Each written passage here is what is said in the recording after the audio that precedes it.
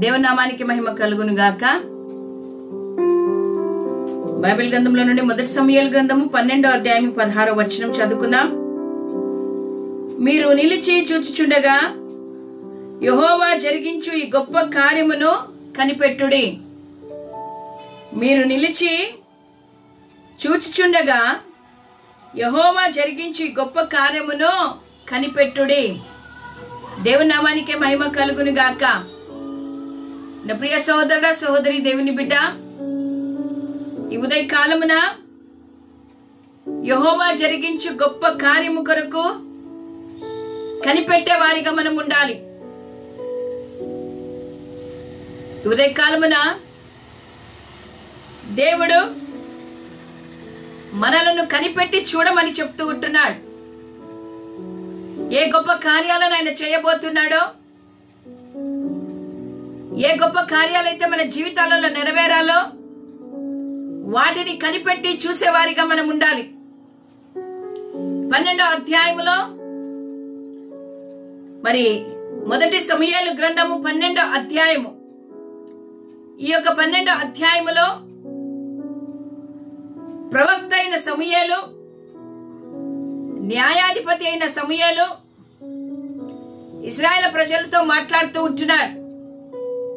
ఇశ్రాయేలు ప్రజలు వారు ఒక్క సమయం నుండి ఇంకొక సమయానికి ట్రాన్స్ఫర్ అవుతూ ఉన్నారు. అనగా అంతవరకు సమూయేలు ఒక న్యాయాధిపతిగా, ఒక ప్రవక్తగా కార్యాన్ని నెరవేరుస్తూ ఉన్నాడు. ఆయన దేవుని యొక్క సన్నిధిలో మరి దేవుని యొక్క పనిని చేస్తూ ఉన్నాడు.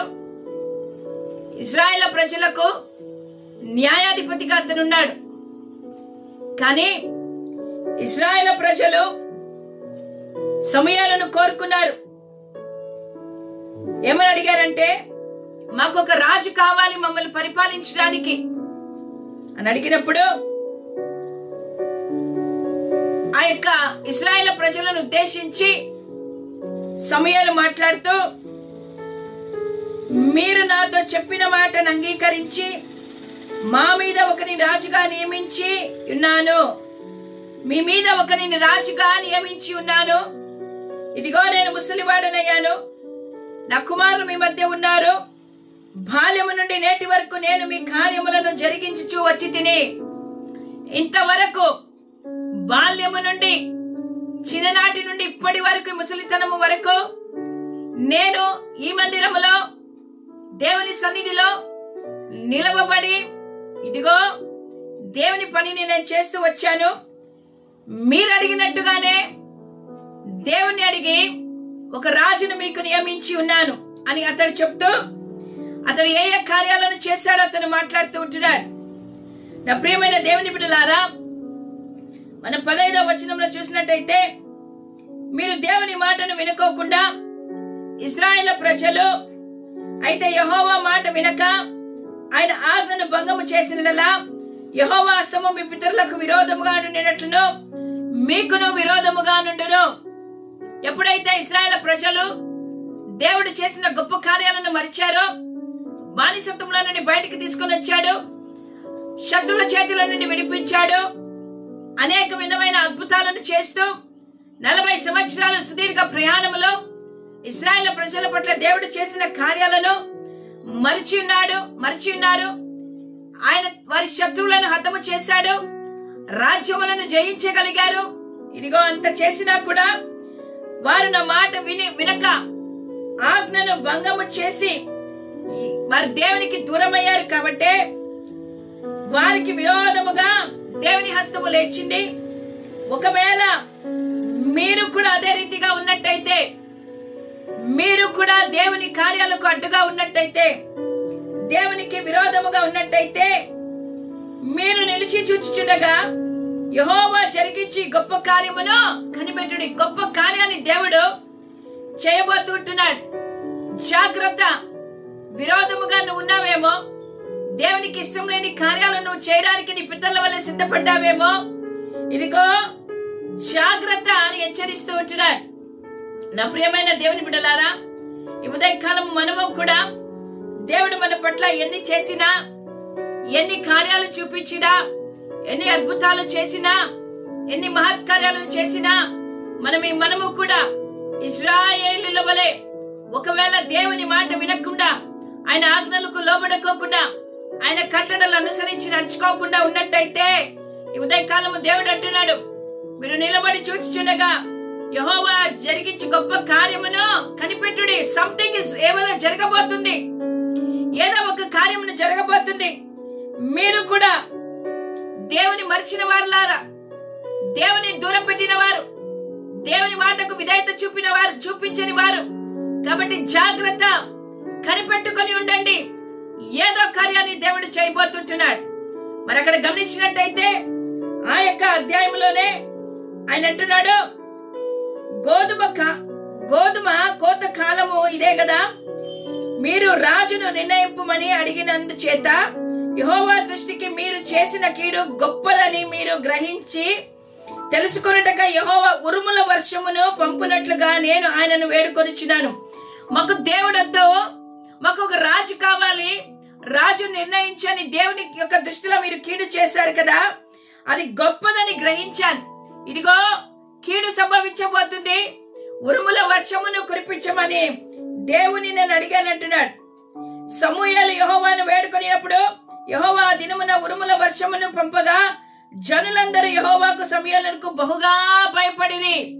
నా ప్రియమైన దేవుని బిడ్డలారా, నువ్వు దేవుని యొక్క ఆర్డర్ ను తిరస్కరించి దేవుడు ఏదైతే నీ యొక్క జీవితంలో నిర్ణయించాడో అది కాదు అని నీ స్వచిత్తము నువ్వు చేయాలనుకున్నప్పుడు దేవుని బలమైన హస్తము సాహస కార్యాలను చేస్తుంది.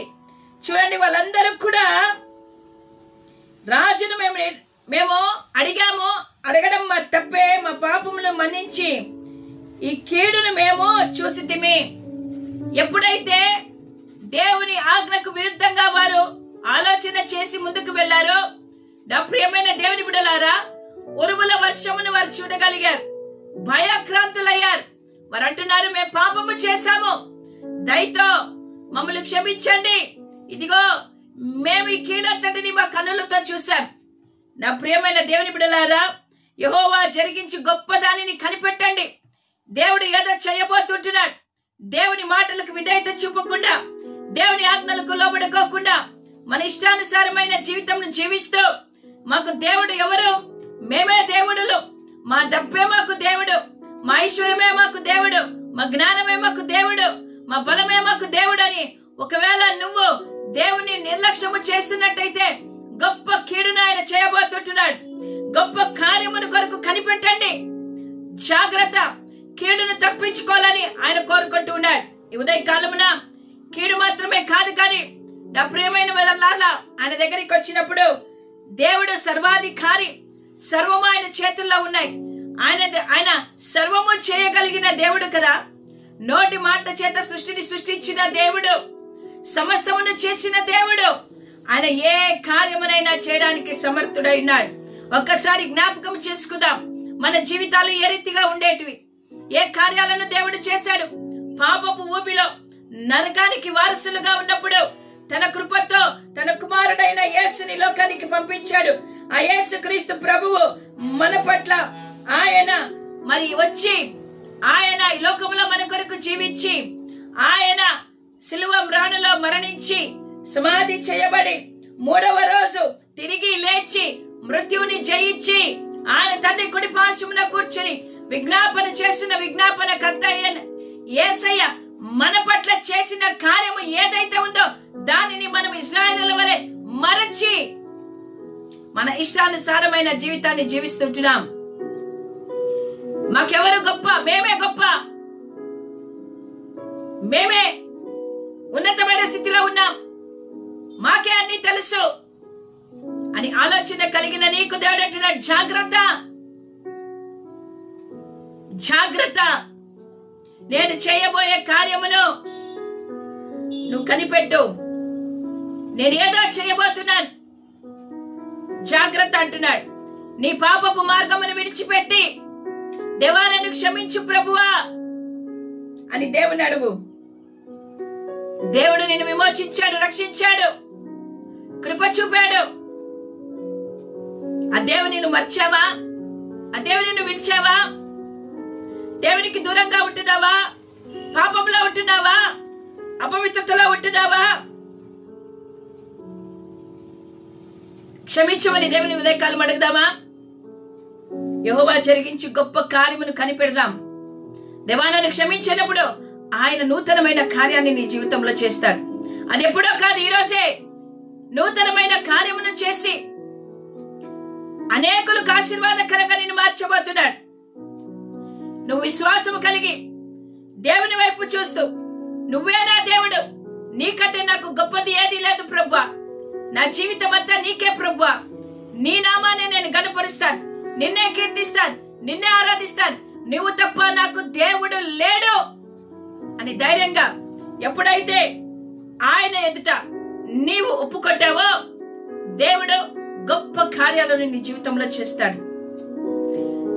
ఊహకందని కార్యాలను చేస్తాడు, అద్భుతాలను చేస్తాడు, ఆశ్చర్య కార్యాలను చేస్తాడు. ఇశ్రాయేలు ప్రజలు ఎప్పుడు కూడా ఊహించలేదు. ఎర్ర సముద్రంలో 2 పాయలుగా దేవుడు చేస్తాడు, వారు చూస్తారని ఎప్పుడు అనుకోలేదు. ప్రతి అడ్డంకును తొలగించగలిగిన దేవుడు. ఇశ్రాయేలీయులు ఎప్పుడు కూడా పరలోకపు ఆహారం తింటామనుకోలేదు, పరలోకపు మన్నాను తినగలిగారు. వారు ఎప్పుడు కూడా బండలో నుండి నీళ్లు రావడం వారు చూడలేదు. బండలో నుండి నీళ్లు వచ్చాయి కదా. ఇంతకంటే గొప్ప కార్యాలను దేవుడు నీ జీవితంలో చేయడానికి సిద్ధంగా ఉన్నాడు. నీ చెడు మార్గంను విడిచిపెట్టి, నీ ఆలోచనలు విడిచిపెట్టి క్రీస్తు కొరకై నువ్వు నిలబడినప్పుడు దేవుడు చేసే కార్యాలను మనం చూడగలుగుతాం. హల్లెలూయా. వాటి కొరకు కనిపెడతాం. తప్పు చేసి, పాపము చేసి కీడును చూసేది వద్దు. దేవుని మార్గంలో నడుస్తూ దేవుడు చేసే అద్భుత కార్యాలను కనిపెట్టి చూద్దాం. దేవుడు అనేకులను రక్షణలోకి నడిపించే కార్యాలను మనము చూద్దాం. దేవుడు అనేకులను లేవనెత్తే కార్యాలను మనము చూద్దాం. రోగులు బాగవడం మనము చూద్దాం. ఆ కార్యాల కొరకు కనిపెడదాం. సంఘాలలో ఉజ్జీవము, పరిశుద్ధాత్మ యొక్క కుమ్మరింపును మనము కనిపెట్టి చూద్దాం. ఎప్పుడైతే నువ్వు ఆయన దగ్గరికి విరిగి నలిగి హృదయంతో తగ్గించుకుని ఆయన దగ్గరికి వస్తావో దేవుడు చేసే కార్యాలను నువ్వు చూడగలుగుతావు. హల్లెలూయా. దేవునికే స్తోత్రం కలుగును గాక. ఉదయ కాలమున గొప్ప కార్యమును నీ నా పట్ల ఆయన జరిగించాలని ఆశపడుతూ ఉంటున్నాను. దాని కొరకు కనిపెట్టుకొని సిద్ధంగా ఉందామా? నా ప్రియ సోదరుడా, సోదరి, మరొక అవకాశాన్ని దేవుడు మనకి ఇస్తున్నాడు. నీ జీవితాన్ని మలుచుకొని మార్చుకో. నీ చేత కాదు కానీ పరిశుద్ధాత్మ దేవుని సహాయంతో అడుగు. దేవా నన్ను మార్చవా? నన్ను మార్చు ప్రభువా. నేను నీకు విరోధంగా నేను ఏది చేయకుండా నన్ను సరిచేయి ప్రభు అని దేవుని అడుగు. ఖచ్చితంగా దేవుడు కార్యాన్ని చేస్తాడు. హల్లెలూయా. దేవుని నామానికి మహిమ కలుగును గాక. ప్రార్థన చేసుకుందాం. పరిశుద్ధ ప్రేమ కలిగిన దేవా, నాయనా మేము నిలిచిండి చూస్తా ఉండగా నీవు గొప్ప కార్యాలను చేస్తావని మేము ఆశిస్తుంటున్నాం. అవునయ్యా, ఈ గొప్ప కార్యాలను మేము కనిపెట్టి చూడాలి. నువ్వు ఏ కార్యంలో మా జీవితంలో చేస్తున్నావో, ఏ కార్యములను మా సంఘాల్లో చేస్తున్నావో ఆ కార్యాలను మేము కనిపెట్టి చూడాలి. మాకు సహాయం చేయండి. మాలో ఉన్న ప్రతి అపవిత్రతను కడిగి వేస్తున్నాం యేసు రక్తంతో. నీకు విరోధంగా మేము పాపము చేశామయ్యా, దయతో మమ్మల్ని క్షమించి మా జీవితాలను నూతనపరచమని ఉదయ కాలమున మీ సన్నిధిలో మేము చూడగా మాతో వినుడి కార్యమును జరిగించండి. మన్నించే దేవుడవు, మన్నించి బలపరచమని, కృపతో నింపమని యేసు నామములో అడుగుతుంటున్నాము తండ్రి. ఆమేన్.